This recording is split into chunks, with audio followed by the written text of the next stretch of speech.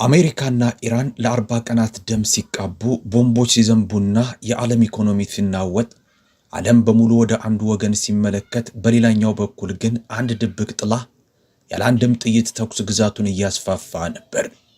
ይህ አካል አንድም ሚሳኤል አልተኮሰም፣ አንድም ወታደር አላዘመተም። ነገር ግን አሜሪካና ኢራን እርስ በእርሳቸው ደም ሲቃቡ እሱ ግን በዝምታ የድል አክሊሉን እየደፋ ነው። ብዙዎች ትኩረታቸው በተኩስ አቁሙ ላይ ቢሆንም ከ2500 ዓመታት በፊት ታላቁ ስትራቴጂስት ሱን ዙ የተናገረውን ትልቅ ድል ሳይዋጉ ማሸነፍ ነው የሚለውን ጥንታዊና ምስጢራዊ ጥበብ በተግባር እያሳየን ያለው ይህ የማይታይ ኃይል ማን ይመስላችኋል? ዋሽንግተን በመዶሻ ስልት ስትመታ፣ ይህ ኃይል ግን እንደ ውሃ በዝምታ የዓለምን ስንጥቆች ሁሉ እየሞላ ነው። አሜሪካ ስትደማ፣ እሱ ግን እየበለጸገ ነው። ቴህራን ስትቃጠል፣ እሱ ግን ቁልፉን እየተረከበ ነው። እንኳን ወደ ፕሮፌሰር ጂያንግ ሌላኛው ክፍለ ጊዜ በሰላም መጣችሁ። ዛሬ ይህ ኃይል እንዴት ይህንን ረቂቅ የጥላ ጨዋታ በዓለም ኃያላን ላይ እየተገበረ እንደሆነ ምስጢሩን አንድ በአንድ እንፈታለን። እንዲህ ያሉ በጥልቀት የተሰናዱና ከሚታየው በስተጀርባ ያለውን እውነት የሚያሳዩ ትንታኔዎች እንዳያመልጦት አሁኑኑ ሰብስክራይብ በማድረግ የጥበቡ ተካፋይ ይሁኑ። So today I want to talk about something that I think almost nobody understands about this war. Everyone is focused on ዛሬ ስለዚሁ ጦርነት ማንም ያላስተዋለው መስሎ የሚሰማኝን አንድ ጉዳይ ማንሳት ፈልጋለሁ። ሁሉም ሰው ትኩረቱን ያደረገው በተኩስ አቁሙ ስምምነት ላይ ነው። ሁሉም ሰው የሚጠይቀው አሜሪካ አሸነፈች ወይስ ኢራን፣ የተኩስ አቁሙ ይቆያል ወይስ ጦርነቱ ይቀጥላል የሚሉ ጥያቄዎችን ነው። እነዚህ በእርግጥ አስፈላጊ ጥያቄዎች ናቸው። ነገር ግን ዛሬ እኔ መጠየቅ የምፈልገው ፈጽሞ የተለየና ሚዲያው አሁን ላይ ከሚያወራው ከማንኛውም ነገር በላይ ወሳኝ የሆነ ጥያቄ ነው። ጥያቄውም ይሄ ነው።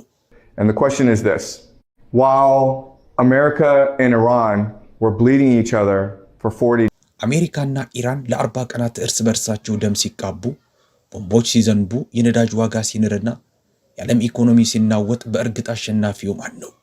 ለዚህ ጥያቄ ማንም የማይናገረው መልስ ቻይና የሚለው ነው። አውቃለሁ አንዳንዶቻችሁ ቻይና እኮ በዚህ ጦርነት ውስጥ አልነበረችም፣ አንድም ሚሳኤል አልተኮሰችም፣ አንድም ወታደር አላከችም፣ ታዲያ እንዴት አሸናፊ ልትሆን ትችላለች ብላችሁ ታስቡ ይሆናል። ይሄ ልክና ትክክለኛ ጥያቄ ነው። ምክንያቱም በጂኦፖለቲካ ውስጥ ትልቁ ብልህነት መዋጋት ሳይሆን ጠላቶች እርስ በርሳቸውን እንዲጠፋፉ ትተህ አንተ በዝምታ ሽልማቱን መሰብሰብ ነው።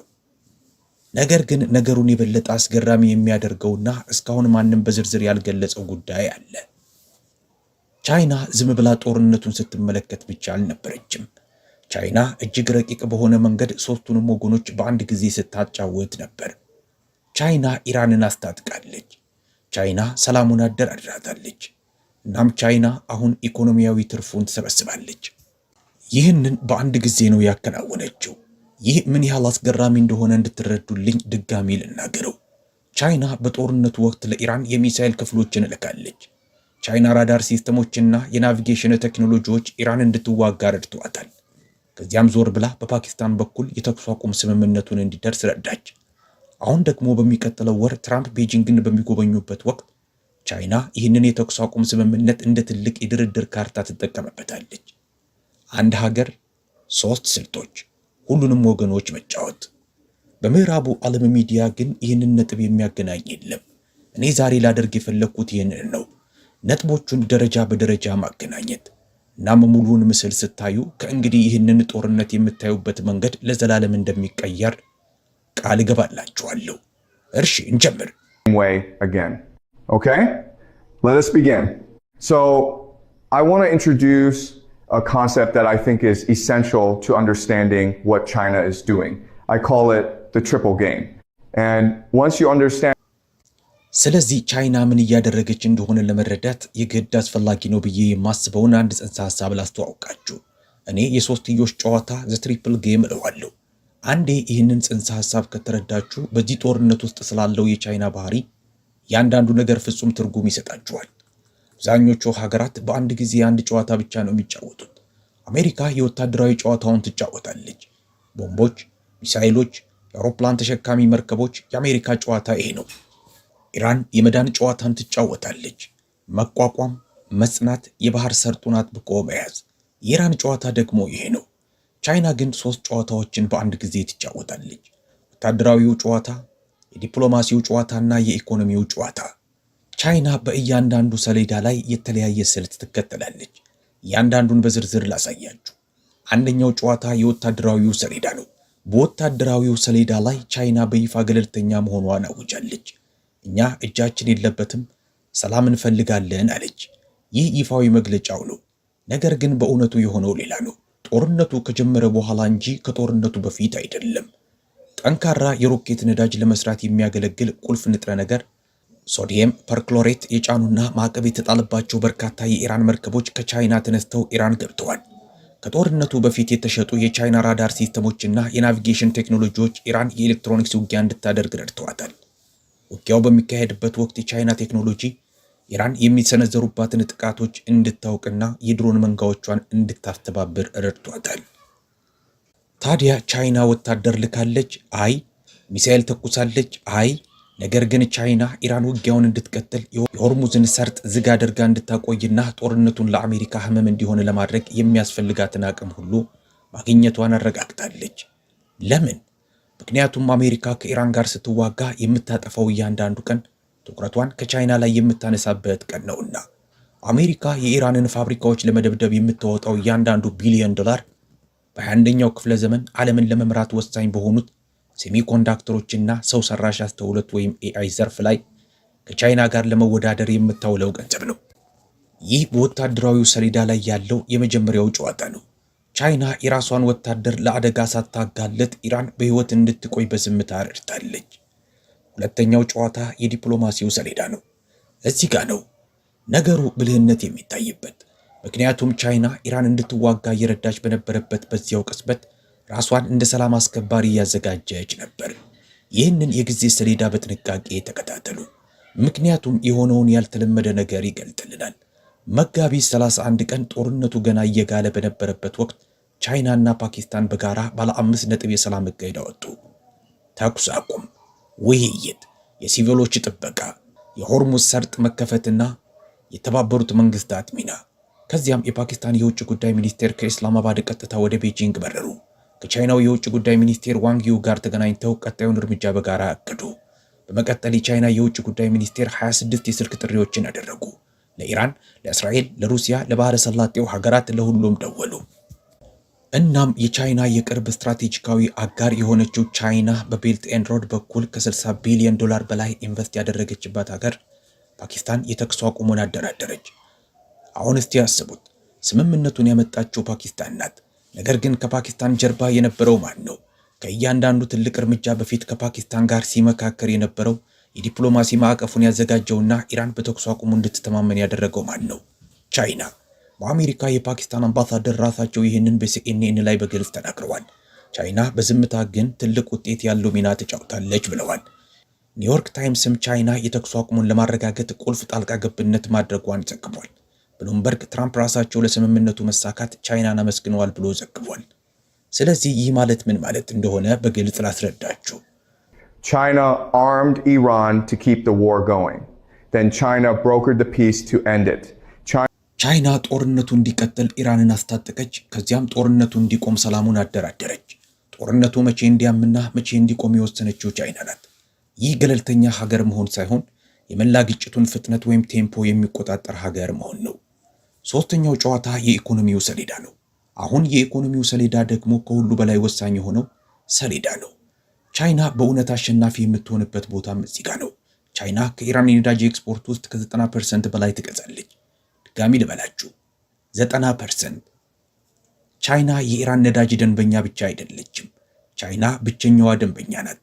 ከዚህ ጦርነት በፊት በአሜሪካ ማዕቀብ ምክንያት ኢራን ነዳጅ መሸጥ አቅቷት ኢኮኖሚዋ እየተንገዳገደ ነበር። ኢራን ተስፋ ቆርጣ ነበር። ነገር ግን ይህ ጦርነት ሲጀመር አንድ ያልተጠበቀ ነገር ተከሰተ። አሜሪካ የነዳጅ ዋጋ በጣም እንዳይሰቀል ፈለገች። ምክንያቱም የነዳጅ ዋጋ መናር የአሜሪካን ኢኮኖሚ ያወድመዋልና። ስለዚህ አሜሪካ በኢራን ነዳጅ ላይ የነበረውን ማዕቀብ አጥብቃ መከታተሉን በዝምታ ላላ አደረገችው። ታዲያ ወዲያው ገብቶ በብዛት የገዛው ማን ነው? ቻይና። አሁን ኢራን ከጦርነቱ በፊት ከነበረው በላይ በየወሩ በቢሊዮን የሚቆጠር ተጨማሪ ዶላር ከነዳጅ ሽያጭ እያገኘች ነው። አብዛኛው ገንዘብ ደግሞ የሚዘዋወረው በቻይና ባንኮችና የክፍያ ስርዓቶች ውስጥ ነው። አሜሪካ ኢራንን ለማዳከም የጀመረችው ጦርነት እንዲያውም ኢራንን ከበፊቱ በላይ ወደ ቻይና የኢኮኖሚ መስመር ውስጥ ከቷታል። ለቻይና ግን ነገሩ ከዚህም ይበልጣል። በጦርነቱና በባህር ሰርጡ መዘጋት ምክንያት በተፈጠረው መስቀልቅል ኢራን ነዳጇን ለቻይና በከፍተኛ ቅናሽ ከገበያ ዋጋ በታች እየሸጠች ነው። ምክንያቱም ያንን አደጋ ተቀብሎ ለመግዛት ፈቃደኛ የሆነችው ቻይና ብቻ በመሆኗ ነው። ርካሽ ነዳጅ ማለት ለቻይና ፋብሪካዎች ርካሽ ኢነርጂ ማለት ነው። ርካሽ ኢነርጂ ደግሞ የማምረቻ ወጪውን ይቀንሳል። የማምረቻ ወጪ ሲቀንስ የቻይና ዕቃዎች በዓለም ገበያ ተወዳዳሪ ይሆናሉ። የአሜሪካ ቢዝነሶች ግን የነዳጅ ዋጋ በበርሜል $90 በላይ ሆኖባቸው እየታገሉ ነው። ኢራንን ለማዳከም የታሰበው ጦርነት የቻይናን ምርቶች ይበልጥ ተወዳዳሪ እያደረጋቸው ነው። ይህ ዝም ብሎ ተረት አይደለም። አሁን ሶስቱንም ሰሌዳዎች አሳይቻችኋለሁ። ወታደራዊ፣ ዲፕሎማሲያዊና ኢኮኖሚያዊ። ቻይና በሶስቱም እያሸነፈች ነው። የዚህ የሶስትዮሽ ጨዋታ ብልህነት ደግሞ አብዛኛው ሰው በአንድ ጊዜ አንዱን ሰሌዳ ብቻ ማየቱ ነው። ፔንታጎን ወታደራዊውን ብቻ ያያል። የውጭ ጉዳይ መስሪያ ቤቱ ዲፕሎማሲውን ብቻ ያያል። ዎል ስትሪት ደግሞ ኢኮኖሚውን ብቻ ያያል። ዋሽንግተን ውስጥ ሶስቱንም በአንድ ላይ የሚያይ የለም። ቻይና ግን ሶስቱንም ታያለች። ሶስቱንም በአንድ ጊዜ ትጫወታለች። አሁን ባለፉት 24 ሰዓታት ውስጥ ስለተከሰተ አንድ ልዩ ነገር ማውራት እፈልጋለሁ። ምክንያቱም ይህ ቻይና የዚህ ጦርነት ትልቁ አሸናፊ መሆኗን ያለምንም ጥርጥር የሚያረጋግጥ ክፍል ነውና። ትራምፕ በግንቦት ወር አጋማሽ ቤጂንግን ለመጎብኘት ቀጠሮ አላቸው። ከ2017 በኋላ እንደ ፕሬዝዳንት ወደ ቻይና የሚያደርጉት የመጀመሪያው ጉብኝት ይሆናል። ዋናው አጀንዳም የንግድ ታሪፍና በአሜሪካና ቻይና መካከል ያለው የኢኮኖሚ ግንኙነት ነው። እስቲ ጊዜውን ተመልከቱ። ቻይና ትራምፕን ከፖለቲካዊ ውድቀት የታደገ ተኩስ አቁም እንዲደረስ ገና አሁን ረድታለች። ትራምፕ የኢራንን ሲቪል መሠረተ ልማቶች፣ የኤሌክትሪክ ጣቢያዎችና ድልድዮችን በሙሉ ለማውደም ትዕዛዝ ለመስጠት ጥቂት ሰዓታት ብቻ ነበር የቀራቸው። መላው ዓለም በትኩረት ይከታተል ነበር። ርዕሰ ሊቃነ ጳጳሳት ሊዮም ነገሩ ፍጹም ተቀባይነት እንደሌለው ተናገሩ። የሪፐብሊካን ሴናተሮች እንኳን ሳይቀሩ ተጨነቁ። ከዚያም ቻይና በፓኪስታን በኩል በመስራት ትራምፕ ድል ብለው ሊጠሩት የሚችሉትን የተኩስ አቁም አመጣች። ትራምፕ በትሩዝ ሶሻል ገጻቸው ላይ ለዓለም ሰላም ትልቅ ቀን ነው አሉ። ገበያው አገገመ፣ የነዳጅ ዋጋ ወደቀ። ትራምፕ ከጦርነት ወዳድነት ይልቅ ስምምነት አድራጊ ወይም ዲል ሜከር መስለው ታዩ። ይህንን ያደረገችው ቻይና ናት። ቻይና ለትራምፕ ያንን ድል ሰጠችው። ታዲያ በሚቀጥለው ወር ትራምፕ ቤጂንግ ሲሄዱ ቻይና በምላሹ ምን የምትጠይቅ ይመስላችኋል? ምን እንደምትጠይቅ ነግራችኋለሁ። የታሪፍ ቅናሽ፣ የሴሚኮንዳክተር ኤክስፖርት ቁጥጥር እንዲላላና በቻይና የቴክኖሎጂ ኩባንያዎች ላይ የተጣለው ማዕቀብ እንዲነሳ ትጠይቃለች። ለተኩስ አቁሙ ቻይናን በይፋ ያመሰገኑት ኢራንን በድርድር ጠረጴዛ ላይ ለማቆየት የቻይና ትብብር የሚያስፈልጋቸውና ለአሜሪካ ኢኮኖሚ የነዳጅ ዋጋ እንዲረጋጋ የሚፈልጉት ትራምፕ አይሆንም ለማለት የሚያስችል ብዙም አቅም አይኖራቸውም።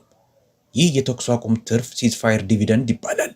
ቻይና ጦርነቱ እንዲያበቃ የረዳችው ስለ ሰላም ስለምትጨነቅ አይደለም። ቻይና ጦርነቱ እንዲያበቃ የረዳችው በሚቀጥለው ወር ቤጂንግ ላይ የምትመነዝረው የመደራደሪያ አቅም ስለሚፈጥርላት ነው። ዋናው ነጥብ ይህ ነው። እንድትረዱልኝ የሚፈልገው ነገር አሜሪካ በዚህ ጦርነት ላይ በ10 ቢሊዮን የሚቆጠር ዶላር አውጥታለች። የአሜሪካ ወታደሮች ሞተዋል። የአሜሪካ ኢኮኖሚ ተናውጧል። የነዳጅ ዋጋ ንሯል። ገበያው ተዘባርቋል። የአሜሪካ ዓለም አቀፍ ስምምነቶች ተቆርጠዋል። ቻይናስ ምን አወጣች? ስልክ። የውጭ ጉዳይ ሚኒስቴሩ የደወላቸው 26 የስልክ ጥሪዎችና ከፓኪስታን ጋር የተደረገ ጥቂት ዲፕሎማሲያዊ ቅንጅት ብቻ። የቻይና ጠቅላላ ወጪ ይሄ ነው። አሜሪካ ቢሊዮኖችን አውጥታ አሁኑኑ እየፈረሰ ያለ የ2 ሳምንት ተኩስ አቁም አገኘች። ቻይና ግን ጥቂት ስልኮችን ደውላ በዓለም ላይ እጅግ ወሳኝ በሆነው ግንኙነት ላይ የመደራደሪያ አቅም አገኘች። ይህ በመዶሻ ስልት ሐመር ስትራቴጂ እና በሶንዙ ስልት ሶንዙ ስትራቴጂ መካከል ያለው ልዩነት ነው። አሜሪካ ትመታለች፣ ቻይና ግን ቦታ ትይዛለች። በረዥም ጊዜ ሂደት ደግሞ ቦታ መያዝ ወይም ፖዚሽኒንግ መምታትን ሁልጊዜም ያሸንፋል። ቻይና እያደረገች ያለችው ነገር አዲስ እንዳልሆነ ላሳያችሁ። ይህ የታሪክ ሂደት ደጋግሞ ተከስቷል። በደገመ ቁጥር ደግሞ ውጤቱ ያው ነው። የሚዋጋው ሀገር ይሸነፋል፣ የሚጠብቀው ሀገር ያሸንፋል። The first example is the one I always come back to, the Peloponnesian War. In 431 BC, Athens and Sparta went to war. Athens was the financial የመጀመሪያው ምሳሌ ሁልጊዜም የምጠቅሰው ከክርስቶስ ልደት በፊት በ431 የተካሄደው የፔሎፖኔዥያን ጦርነት ነው። አቴንስና ስፓርታ ጦርነት ገጠሙ። አቴንስ የገንዘብና የባህር ኃይል ነበረች። ስፓርታ ደግሞ የወታደራዊ ኃይል ነበረች። ለ27 ዓመታት ተዋጉ። ሁለቱም ወገኖች ደቀቁ። አቴንስ ጠፋች፣ ስፓርታ ደከመች። ታዲያ ማን አሸነፈ? መቄዶንያ። ማንም ግምት ውስጥ የማይከታት በሰሜን ያለችው ግዛት። የመቄዶንያው ፊሊፕ አቴንስና ስፓርታ ተዋግተው ሲደክሙ ተመለከተ። ሰራዊቱን ገነባ፣ ኢኮኖሚውን አጠናከረ፣ ጠበቀ። ጊዜው ሲደርስም ልጁ ታላቁ እስክንድር መላውን የግሪክ ዓለም ተቆጣጠረ። አሜሪካ አቴንስ ናት፣ ኢራን ስፓርታ ናት፣ ቻይና ደግሞ መቄዶንያ ናት። ተመሳሳይነቱ ፍጹም ነው። ነገር ግን ከዚህ ይበልጥ ትክክለኛ ነው ብዬ የማስበውንና ማንም ሲያወራው ያልሰማሁትን ሁለተኛ ምሳሌ ልስጣችሁ። ከ1803 እስከ 1815 የነበረው የናፖሊዮን ጦርነት ፈረንሳይ በናፖሊዮን መሪነት ብሪታንያንና የተቀረውን አውሮፓ በከባድ ጦርነቶች የተፋለመችበት ወቅት ነበር። ፈረንሳይ በዓለም ላይ እጅግ ኃያል ሰራዊት ነበራት። ብሪታንያ ደግሞ እጅግ ኃያል ባህር ኃይል ነበራት። ለ10 ዓመታት ተፋለሙ። ታዲያ ማን አሸነፈ? ፈረንሳይም አይደለችም፣ ብሪታንያም አይደለችም። ትክክለኛው አሸናፊ የአሜሪካ ዩናይትድ ስቴትስ ነበረች። አውሮፓ እርስ በርሷ ስትጠፋፋ አሜሪካ በዝምታ ግዛቷን ወደ ምዕራብ እያስፋፋች ነበረ። ናፖሊዮን ለጦርነቱ ገንዘብ ስለፈለገ በ1803 ሉዊዚያናን ለአሜሪካ ሸጠ። አሜሪካ በአንድ ጀንበር ግዛቷን እጥፍ አደረገች፣ ኢኮኖሚዋን ገነባች፣ ከአውሮፓ ግጭቶች ራሷን አገለለች። በጥቂት አስርተ ዓመታት ውስጥ ደግሞ አሜሪካ በምዕራብ ንፍቀ ክበብ የበላይ ኃይል ሆነች። አሜሪካ የ19ኛውን ክፍለ ዘመን ያሸነፈችው ትልልቅ ውጊያዎችን በማድረግ ሳይሆን የአውሮፓን ኃያል እርስ በእርስ እንዲዳከሙ በማድረግና ከዚያም የተፈጠረውን ክፍተት በመሙላት ነው። ዛሬ ቻይና እያደረገች ያለችውም ልክ ይህንኑ ነው። አሜሪካ በመካከለኛው ምስራቅ ጦርነቶች ላይ ትሪሊዮን ዶላሮችን ስታባክን፣ ቻይና በአፍሪካ ሀብቶችን እየገዛች ነው። በደቡብ ምስራቅ ኤስያ ወደቦችን እየገነባች ነው። በላቲን አሜሪካ የንግድ ስምምነቶችን እየፈረመች ነው። አሜሪካ ራሷን ስታዳክም፣ ቻይና እየተስፋፋች ነው። አሁን ደግሞ ሶስተኛውን ምሳሌ ልስጣችሁ። ይህ ደግሞ በቅርብ ትውስታ ያለ ነው። በ1979 ሶቪየት ህብረት አፍጋኒስታንን ወረረች። ሶቪየቶች ነገሩ ፈጣን ክንውን የሚሆን መስሏቸው ነበር። የአፍጋኒስታን ተቃውሞ በጥቂት ሳምንታት ውስጥ ይፈርሳል ብለው አስበው ነበር። ነገር ግን ጦርነቱ 10 ዓመታት ፈጀ። ለሶቪየት ኢኮኖሚ በቢሊዮን የሚቆጠር ሩብል ወጪ ያስከተለ። 15000 የሶቪየት ወታደሮች ተገደሉ። የሶቪየትን ህዝብ ተስፋ አስቆረጠ። በ1989ም ሶቪየቶች በውርደት ወጡ። ከሁለት ዓመት በኋላ ደግሞ ሶቪየት ህብረት ፈረሰች። ታዲያ ማን አሸነፈ? አሜሪካ። አሜሪካ አፍጋኒስታን ውስጥ በቀጥታ አልተዋጋችም። አሜሪካ በአፍጋኒስታን ያሉ ተቃዋሚዎችን በፓኪስታን በኩል አስታጠቀች። በነገራችን ላይ አሁን የኢራንን ተኩስ አቁም ባደራደረችው በዚህችው ፓኪስታን በኩል። እናም ሶቪየቶች ደማቸው ሲፈስ አሜሪካ ትመለከት ነበር። ተመሳሳይነቱን አያችሁት? በ1980ዎቹ አሜሪካ በአፍጋኒስታን በኩል የሶቪየት ግዛት ደም እንዲፈስ አደረገች። በ2026 ቻይና በፓኪስታን በኩል የኢራንን ተቃውሞ እየደገፈች የአሜሪካ ግዛት ደም እንዲፈስ እያደረገች ነው። ተማሪው አሁን አስተማሪ ሆኗል። አሜሪካ የፈጠረችውን ስልት ቻይና አሁን በአሜሪካ ላይ እየተጠቀመችበት ነው። ቁልፉ ነጥብ ይህ ነው። አሜሪካ የሶቪየትን ግዛት ለማዳከም አፍጋኒስታንን በፓኪስታን በኩል አስታጠቀች። ቻይና ደግሞ የአሜሪካንን ግዛት ለማዳከም ኢራንን በፓኪስታን በኩል እየደገፈች ነው። ይህ ያው አንድ አይነት ስልት ነው። አሜሪካ ግን ማንም የእሷን ስልት በእሷ ላይ ይጠቀምባታል ብላ ስላልገመተች ማየት ተስኗታል። ስለ ግምቶቼ ከመናገሬ በፊት ግን ቆም ብዬ አንድ ነገር ማለት ፈልጋለሁ። ስለ ስልትና ስለ ጨዋታ ቲዮሪ ወይም ጌም ቲዮሪ ስናወራ እንደ ቼዝ ጨዋታ ወይም እንደ አንድ ረቂቅ እውቀት ሊመስል ይችላል። ነገር ግን ግልጽ መሆን እፈልጋለሁ። ይህ ጨዋታ አይደለም። ኢራን ውስጥ እውነተኛ ሰዎች እየሞቱ ነው። ሊባኖስ ውስጥ እውነተኛ ሰዎች እየሞቱ ነው። አሜሪካ ያሉ እውነተኛ ቤተሰቦች ልጆቻቸው ወደ ውትድርና ይላካሉ ብለው በጭንቀት ተውጠዋል። በባህረ ሰላጤው ሀገራት ያሉ ሰዎች በከተሞቻቸው ላይ ድሮኖች ሲበሩ እያዩ ቀጣዩ ጥቃት የውሃ አቅርቦታቸውን ያጠፋ ይሆን እያሉ እየሰጉ ነው። ስልት የሚያስፈልገው እነዚህ ነገሮች ለምን እንደሚከሰቱ እንድንረዳ ስለሚረዳን ነው። ነገር ግን ከእያንዳንዱ ስልታዊ ስሌት በስተጀርባ ሰዎች፣ እናቶች፣ ልጆች፣ ይህን ጦርነት ያልመረጡና ማምለጥ የማይችሉ ተራ ሰዎች መኖራቸውን መርሳት የለብንም። እነዚህን ሂደቶች የማጠነው እነሱን መረዳት ቀጣዩን ጥፋት ለመከላከል ይረዳል ብዬ ስለማምን ነው። እሺ አሁን ግምቶቼን ልስጣችሁ። ዛሬ 4 ግምቶችን እሰጣለሁ። 3 አይደሉም 4። ምክንያቱም አራተኛው ግምት በረጅም ጊዜ ሂደት ከሁሉ በላይ ዋጋ ያለው ነው ብዬ አምናለሁ። ጻፏቸው፣ ቪዲዮውንም አስቀምጡና በኋላ መጥታችሁ አረጋግጡ። ግምት ቁጥር 1፣ ቻይና በሚቀጥለው ወር ቤጂንግ ላይ በሚካሄደው ጉባኤ ከትራምፕ ትልልቅ የንግድ ጥቅማ ጥቅሞችን ትቀበላለች። ትራምፕ ተኩስ አቁሞ እንዲደረስ ቻይና ስለረዳች በይፋ መስግነዋል። ትራምፕ ኢራንን በድርድር ጠረጴዛ ላይ ለማቆየት የቻይና ትብብር ያስፈልጋቸዋል። ትራምፕ የነዳጅ ዋጋ እንዲረጋጋ ይፈልጋሉ። ቻይና ደግሞ ይህን ሁሉ ታውቃለች። በግንቦቱ ጉባኤ በቻይና ዕቃዎች ላይ የተጣለው ታሪፍ በከፍተኛ ሁኔታ እንደሚቀንስ፣ የሴሚኮንዳክተር ኤክስፖርት ቁጥጥር በከፊል እንደሚላላና ቢያንስ በአንድ ትልቅ የቴክኖሎጂ ገደብ ላይ ማቅለያ እንደሚደረግ ገምታለሁ። ይህ የሚሆነው ትራምፕ ለቻይና እነዚህን ነገሮች መስጠት ስለፈለጉ ሳይሆን ቻይና ከ6 ሳምንታት በፊት ያልነበራት የመደራደሪያ አቅም አሁን ስላገኘች ነው። ተኩስ አቁሙ ለቻይና ያንን አቅም ሰጥቷታል። የግንቦቱን ጉባኤ ተከታተሉ። ቻይና ምን እንደምታገኝ ታያላችሁ። ግምት ቁጥር 2 በሚቀጥሉት 6 ወራት ውስጥ ቻይናና ኢራን ስትራቴጂካዊ አጋርነታቸውን እንደሚያሰፉ ያውጃሉ። በ2021 ቻይና ከኢራን ጋር የ25 ዓመት የ400 ቢሊዮን ዶላር አጋርነት ተፈራርማ ነበር። በወቅቱ ያ ስምምነት በማዕቀብ ጫና ምክንያት ብዙም ለውጥ ያላመጣ ተምሳሌታዊ ብቻ ነበር። ነገር ግን ይህ ጦርነት ሁሉንም ነገር ቀይሮታል። አሁን ኢራን ከምንጊዜውም በላይ በቻይና ላይ ጥገኛ ሆናለች። ቻይና 90% የኢራንን ነዳጅ እየገዛች ነው። ኢራን የወደሙ ፋብሪካዎቿን ለመገንባት የቻይና ቴክኖሎጂና ኢንቨስትመንት ያስፈልጋታል። አዳዲስ የመሰረተ ልማት ፕሮጀክት፣ የኢነርጂ ስምምነቶችና የቴክኖሎጂ ሽግግሮችን ያካተተ ትልቅ ስምምነት ይፋ እንደሚሆን እገምታለሁ። ይህም የቤልት ኤንድ ሮድ ተነሳሽነትን ማንም ካሰበው በላይ ያፋጥነዋል። ግምት ቁጥር 3 የፔትሮ ዩዋን ጉዞ ይፋጠናል። ከዚህ ጦርነት በፊት የነዳጅ ንግድ ከአሜሪካ ዶላር ይልቅ በቻይና ዩዋን እንዲሆን የሚለው ሐሳብ እንደ ቲዮሪ ብቻ የሚታይና ምናልባት ከ10 ወይም 20 ዓመት በኋላ ሊከሰት የሚችል ነገር ተደርጎ ይወሰድ ነበር። ከዚህ ጦርነት በኋላ ግን ይህ በጣም በፍጥነት ይከሰታል። ለምን? የባህረ ሰላጤው ሀገራት አሜሪካ ለ40 ቀናት ተዋግታ የሆርሙዝን ሰርጥ መክፈት ሲያቅታት ተመልክተዋል። መሰረተ ልማታቸው በኢራን ድሮኖች ሲመታ አሜሪካ ግን መላውን ስልጣኔ አጠፋለሁ ስትል፣ ቻይና ግን በዝምታ ሰላም ስታወርድ አይተዋል። አሁን ሀገራቱ የበለጠ እምነት የሚጣልበት አጋር ማን ነው? ጦርነት ከፍቶ መጨረስ የማይችለው ወይስ መሰረተ ልማት ገንብቶ ሰላም የሚያወርደው የሚል ጥያቄ እየጠየቁ ነው። በሚቀጥሉት 12 ወራት ውስጥ ቢያንስ አንድ ትልቅ ነዳጅ አምራች ሀገር፣ እኔ እንደማስበው ሳውዲ አረቢያ፣ የነዳጅ ንግዷን በከፊል ወይም 10% ወይም 20% ቢሆንም በቻይና ዩዋን እንደምታደርግ ገምታለሁ። አንዱ ሀገር ይህን ካደረገ ሌላው ይከተላል። ያ ሲሆን ደግሞ የፔትሮ ዶላር መዳከም ብቻ ሳይሆን መሞት ይጀምራል። ግምት ቁጥር 4 ይህ ከሁሉ በላይ እንድታስታውሱት የምፈልገው ትልቁ ግምቴ ነው። በሚቀጥሉት 5 ዓመታት ውስጥ 50 ወይም 20 ዓመታት አይደለም 5 ዓመታት ቻይና አሜሪካን ቀድማ በመካከለኛው ምስራቅ ዋነኛ የኢኮኖሚ ኃይል ትሆናለች። ቻይና ቀድሞውንም የኢራን የሳውዲ አረቢያና የኤምሬትስ ትልቁ የንግድ አጋር ናት። የመካከለኛው ምስራቅ ነዳጅ ዋነኛ ገዢና በመሰረተ ልማት ላይ ትልቁ ኢንቨስተር ናት። እስካሁን ያልነበራት የዲፕሎማሲና የደህንነት ተሰሚነት ነበር። ይህ ጦርነት ደግሞ ያንን ሰጣት። ቻይና ተኩስ አቁሙን አደራድራለች። አሁን እንደ ሰላም አምጪ ታማኝነት አግኝታለች። ድርድሩ እየተካሄደ ያለው ዋሽንግተን ሳይሆን በቻይና አጋር በሆነችው ፓኪስታን ኢስላማባድ ውስጥ ነው።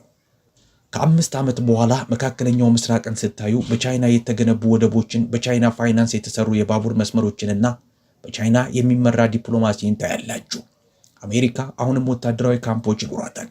ነገር ግን የኢኮኖሚ ተጽዕኖ የሌለው ወታደራዊ ካምፕ ውድ ዋጋ የሚያስከፍል ኢላማ ብቻ ነው። ይህ ጦርነት አሜሪካን ማዳከም ብቻ ሳይሆን በምድር ላይ እጅግ ስትራቴጂካዊ የሆነውን ቀጠና ቁልፍ ለቻይና አስረክቧል። ሁሉንም በአንድ ላይ ላጠቃልለው። Let me bring this all together.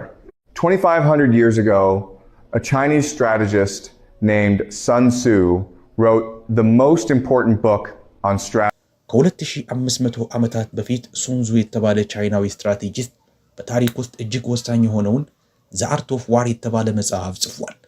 የመጽሐፉ ትልቅ ትምህርት ደግሞ ትልቁ ድል ሳይዋጉ ማሸነፍ ነው የሚል ነው። ለዘመናት የቻይና ስትራቴጂስቶች ይህንን መርህ አጥንተውታል፣ አዳብረውታል፣ ተላምደውታል። ይህ በቻይና ውስጥ ቲዮሪ ብቻ ሳይሆን የአስተሳሰብ መንገድ ነው።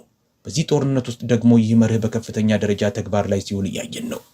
ቻይና ጦርነቱ ለአሜሪካ ህመም እንዲሆን ኢራንን በስውር አስታጠቀች። ከዚያም ቻይና ምስጋናውን እንድታገኝ በፓኪስታንና በዲፕሎማሲ በኩል ሰላሙን አደራደረች። አሁን ደግሞ በዝቅተኛ የነዳጅ ዋጋ፣ በንግድ ጥቅማ ጥቅሞችና በፔትሮ ዶላር መሞት የኢኮኖሚ ትርፉን ትሰበስባለች። 3 እርምጃዎች፣ አንድ ስልት፣ አንድም ወታደር ሳይሞት፣ አንድም ቦምብ ሳይጣል፣ አንድም ከተማ ሳይፈርስ። አሜሪካ በ10 ቢሊዮን የሚቆጠር ዶላር አውጥታ በሺዎች የሚቆጠሩ ሰዎች አልቀው የዓለም ኢኮኖሚ ተናውጦ ያገኘችው አሁኑኑ እየፈረሰ ያለ የ2 ሳምንት ተኩስ አቁም ነው። ቻይና በ26 የስልክ ጥሪዎች በዓለም ሀያል መንግስት ላይ የመደራደሪያ አቅም፣ በኢራን ነዳጅ ላይ ቁጥጥር፣ ቤልት ኤንድ ሮድን የማስፋፊያ መንገድና እንደ ሰላም አምጪ ታማኝነትን አግኝታ ዶላርን አዳገመች። ይህ በአጋጣሚ የሆነ አይደለም። 2500 ዓመታት ያስቆጠረ ስትራቴጂካዊ ባህል ፍጹም በሆነ ቅጽበት ሲተገበር ነው። በመጨረሻ አንድ ሐሳብ ልተውላችሁ። በ1980ዎቹ አሜሪካ የሶቪየትን ግዛት ለማዳከም ፓኪስታንን ተጠቅማ አፍጋኒስታንን አስታጠቀች። ተሳካላትም። ሶቪየት ኅብረት ፈረሰች። አሜሪካን ብቸኛ ኃይል ሆነች። በ2026 ቻይና የአሜሪካን ግዛት ለማዳከም ፓኪስታንን ተጠቅማ ኢራንን እየደገፈች ነው። ጥያቄው ይህ እንደገና ይሳካል ወይ ነው? እኔ ይሳካል ብዬ አምናለሁ። ቻይና ከአሜሪካ ብልህ ስለሆነች ሳይሆን ጠላትህ ራሱን እንዲያዳክም ገንዘቡን እንዲጨርስና ታማኝነቱን እንዲያጠፋ ትተህ እሱ ሲደክም ጣልቃ የመግባት ስልት በታሪክ ውስጥ ሁልጊዜም ስለሚሰራ ነው። አቴንስና ስፓርታ ተዳክመው መቄዶንያ አሸነፈች። ብሪታንያና ፈረንሳይ ተዳክመው አሜሪካ አሸነፈች። ሶቪየት ኅብረት ደክማ አሜሪካ አሸነፈች። አሁን ደግሞ አሜሪካ ራሷን እያዳከመች ነው። ቻይና ደግሞ በቦምብ ሳይሆን በትዕግስት ታሸንፋለች። ይህ የሱንዙ ትምህርት ነው። የታሪክም ትምህርት ነው። ማንም ትኩረት ባልሰጠበት ሁኔታ በአሁኑ ወቅት በዓለም ፊት እየሆነ ያለው ይሄው ነው። የዛሬው ትንተናዬ ይሄ ነው። ይህ ትንቢት ሳይሆን የጨዋታ ቲዮሪና የታሪክ መዋቅር ነው። ተሳስቼ ሊሆን ይችላል። ከተሳሳትኩ ደግሞ ተመልሰን ለምን እንደተሳሳትኩ እንተነትናለን። ምክንያቱም ዋናው ነገር ሁልጊዜ ትክክል መሆን ሳይሆን በጥንቃቄ ማሰብ፣ ግምቶቻችንን መመርመርና አመክንዮ ወደ መራን ቦታ መከተል ነው። ይህን ቪዲዮ አስቀምጡት። ከ6 ወር በኋላ ተመልሳችሁ ግምቶቹን አረጋግጡ። በቀጣዩ እስክንገናኝ መልካም ጊዜ።